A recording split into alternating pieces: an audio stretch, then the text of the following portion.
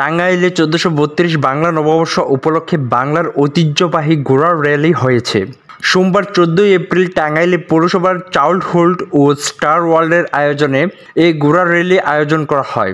এই সময় উপস্থিত ছিলেন নুরুল ইসলাম রুবেল, মোহাব্বত হোসেন, শফিকুজ্জামান খান মোস্তফা, মহিউদ্দিন সুমন, বাতেন, শামীম আল মামুন, শাফিউজ্জামান মোস্তফা প্রমুখ। অপরদিকে জেলা প্রশাসক থেকে সকালে বর্ণাঢ্য র্যালি বের করা হয়। শহরের গুরুত্বপূর্ণ সড়ক প্রদক্ষিণ করে জেলা পুলিশ সুপারের কার্যালয়ের সামনে জনসেবা চত্বরে এসে শেষ হয়। এই সময় বাংলা নববর্ষ উপলক্ষে লোকজ মেলা উদ্বোধন করেন জেলা প্রশাসক। এই সময় উপস্থিত ছিলেন জেলা প্রশাসক শরীফা হক, পুলিশ সুপার মিজানুর রহমান, পৌর প্রশাসক শিহাব রায়হান প্রমুখ।